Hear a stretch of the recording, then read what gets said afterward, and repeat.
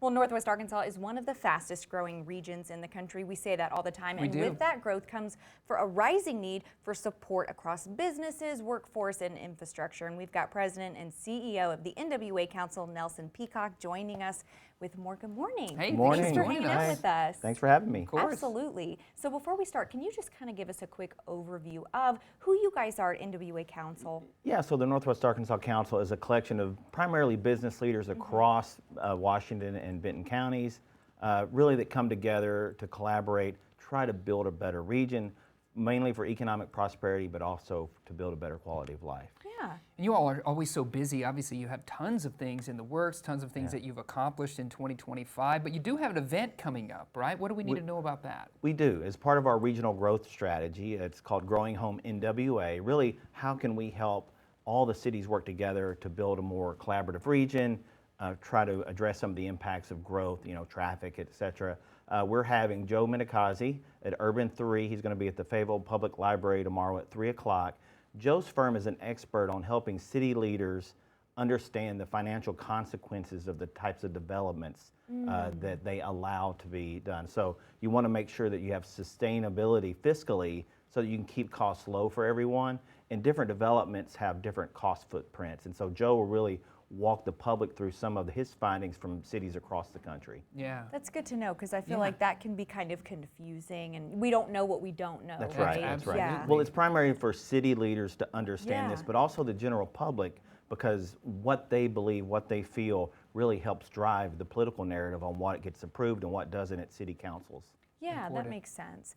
I'm curious, looking kind of ahead to this new year, what are maybe some top priorities that you guys have for 2026? Well, certainly growth is on the top of the agenda as we project out to 1 million people. What can we do to make sure that we preserve what people love about Northwest Arkansas? We need to make sure that we keep traffic as minimally invasive as possible. Sure, yeah. Can we continue to build community? I mean, there's going to be doubling of the size, so we have a lot of work on infrastructure, quality of life in Northwest Arkansas. And on the other side, we need to continue to diversify our economy. We're very blessed with some of our major employers here. The economy has been strong for a generation here. How can we keep that into the future? And we need to bring some more types of employment opportunities for people in Northwest Arkansas. Speaking of that, what do you think is the biggest opportunity and maybe also some of the biggest challenges facing our region?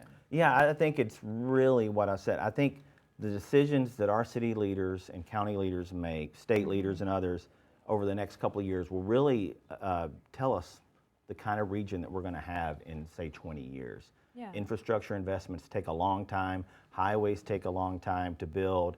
The planning for highways that we're going to need in 20 years is happening right now.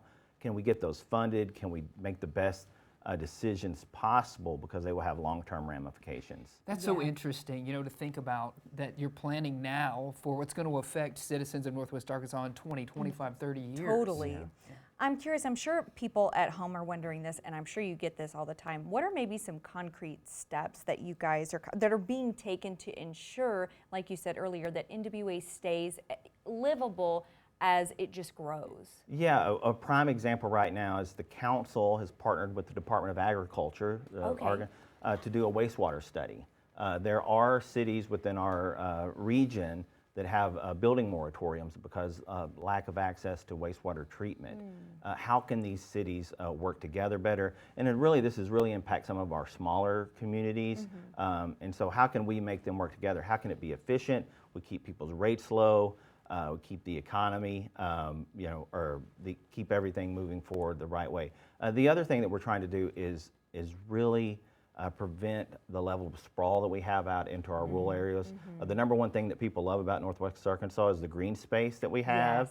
And if that turns out to be a lot of neighborhoods out in our rural areas, we'll lose something along the way. Yeah. Right. When you look forward to the future, I'm curious, because I know that you're dealing in red tape and a lot of documents and a lot of high-level thinking as well. What's something that excites you? What are you like, man, this is going to be great when this happens for our region and we're already almost there?